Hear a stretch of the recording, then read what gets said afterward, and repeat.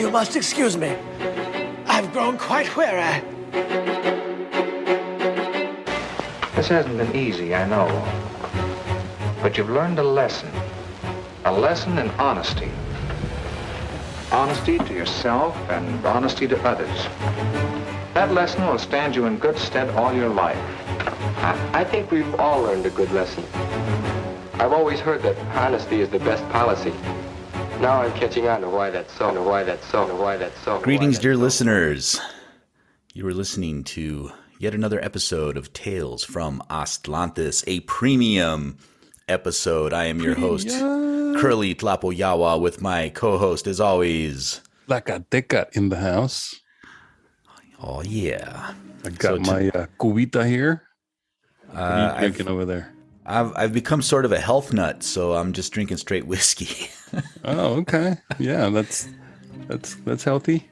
No more Coke. No more Coke. No more mixing it with Coke, man. Yeah, I'll still mix it, man, because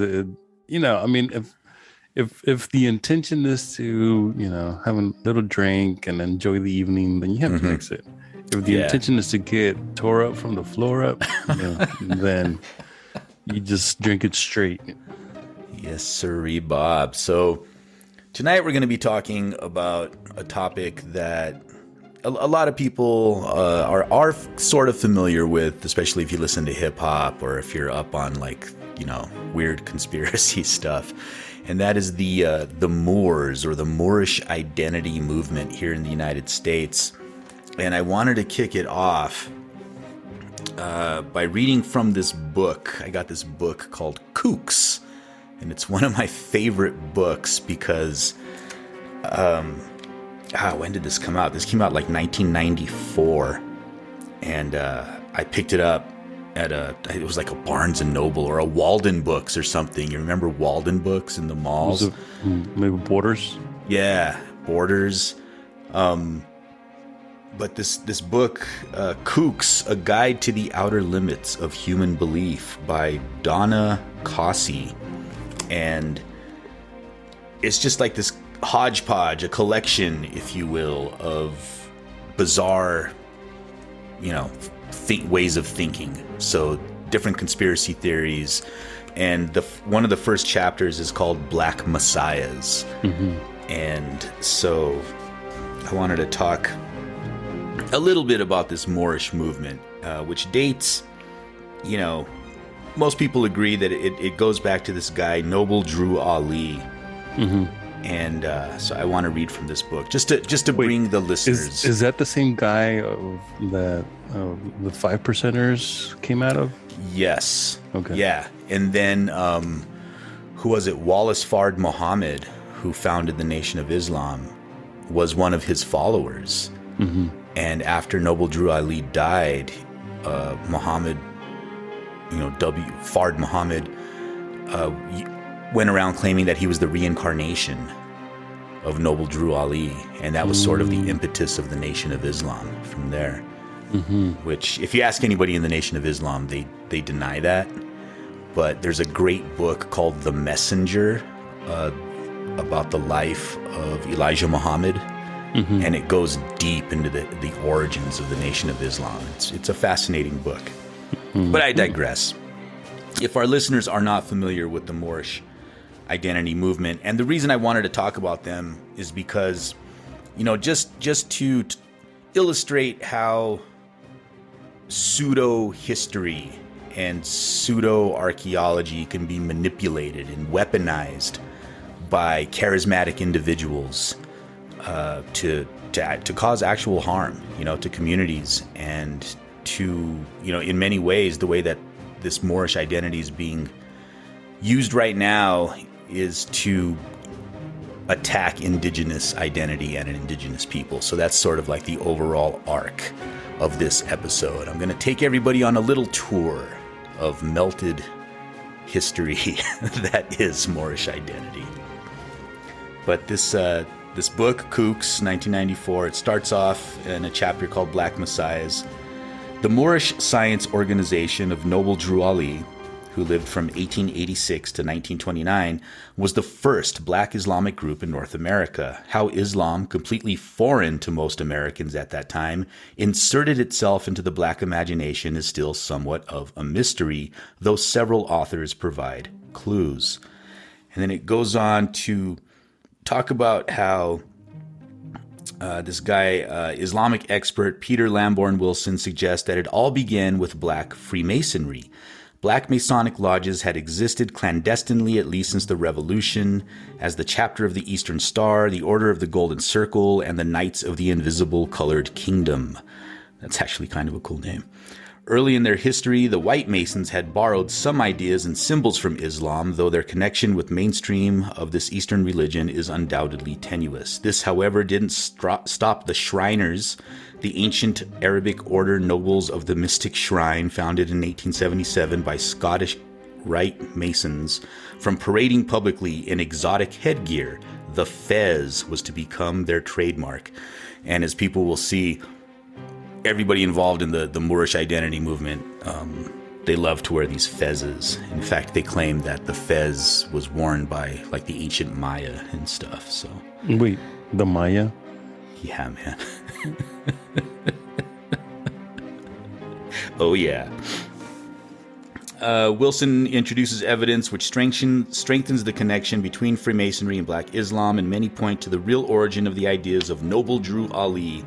During the Great Columbian Exhibition in Chicago, American blacks claiming initiation from visiting Muslim dignitaries founded the ancient Egyptian Arabic order of nobles of the shrine.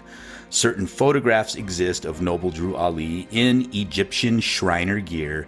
Even his famous Napoleonic pose is Masonic, or as his title, headgear, and other favorite symbols. The various legends of Noble Drew Ali's origins tells us much about the followers of Moorish science, as well as the mind of Noble Drew Ali. Derived from Ali's own claims, these legends explain how B. Timothy Drew, born in North Carolina to ex-slaves in 1886, was transformed into the religious prophet Noble Drew Ali, founder of Moorish science. The story goes that Drew was raised by Cherokee Indians and later ran away with gypsies. So he's throwing it all in there. One day he heard a voice say repeatedly, "If you go, I will follow." He ran away to Egypt. Sources disagree, however, on whether he went there as a merchant seaman, a railway expressman to Egypt, or a magician in a traveling circus. According to Wilson's account of the legend, while in Egypt, Drew met the last priest of an ancient cult of high magic, who led him to the Great Pyramid blindfolded and abandoned him. When Drew found his way out, so he led him into the Great Pyramid. Wait, isn't this the plot of The Fifth Element or something? It could be a movie. When Drew found his way out unaided, the Magus recognized him as a potential adept and offered him initiation. He received the name Sharif, Noble Abdul Ali. Apparently, the religious scripture, the Circle 7 Quran, was written while he was in Egypt. So he wrote his own version of the Quran, called the Circle 7 Quran. Then, in 1913, back in Newark, New Jersey, Ali had a dream in which he was ordered to found a religion for the uplifting of fallen mankind. Wilson cites another source who places Noble Drew Ali's pilgrimage in Mecca rather than Egypt, though Marsh says he went to Morocco, where he received a commission from the king to teach Islam to North American blacks. So, basically, this guy, this religious movement, a new religious movement, that's like the nice way to refer to cults, right? Started in the 1920s or around that time. And the teachings of the Moors sort of, they incorporate a lot of pseudo-history that states that, Black Africans came to what is now the Americas prior to Columbus ever being here, and that they referred to the continents, the two continents of the Americas, North and South, as a Mexum. A Mexum? A Mexum. And you'll hear rappers reference this, which brings us to this video clip. I'm going to hold on before you play the video clip. Sure. So the Moors, they get their name from the fact that Noble Drew Ali was in Morocco. Yes. That's why they call themselves Moors. Yeah, I mean, there's more to it. There's more to it. Morocco. But basically, yeah, it kicks off with him going to Morocco, that kind of. Mm-hmm. But tonight I'm going to be showing a few video clips which will help fill in those blanks, and we'll get to understand why they call themselves this, and get a better handle on their worldview, and why it's actually dangerous. It's taken on a very violent iteration in modern times. But one of the purveyors of these pieces of pseudo history is one KRS Esquire 1, who you'll see here at this concert he's giving. I'll have to adjust the volume. I don't want to blow out our ears. He says some pretty interesting things, and it looks like he's speaking to an audience mainly of Chicanos and Mexican Americans. So the message he's spreading here is pretty interesting. So let's check this out.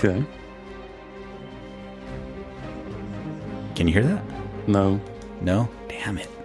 Vaguely. It sounded very muffled. Yeah, I had to. Let me see.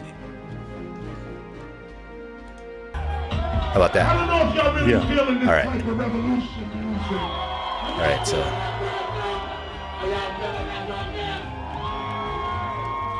Is that someone flipping them off? No, they're throwing up peace signs, I think. You know I represent Africa all day and all night. But let me tell you something. There's an African civilization called the Olmecs. And they landed in Mexico many thousands of years ago. You Mexicans were already here. Well, at least he gives us that. We came from Africa, from a place called Kush. And we came to your shores like about 15,000 years ago. 15,000. And we built the pyramids you see today. They built the same pyramids that are in Peru and in Mexico are the same pyramids in Egypt. The same mathematics that Why is isn't in anyone Egypt doing this? is right there in Mexico. We are the same fucking people. No, we're fucking not. Well, in the sense that we're all human beings. Yeah, but not the same culture. Yeah, that's not what he meant.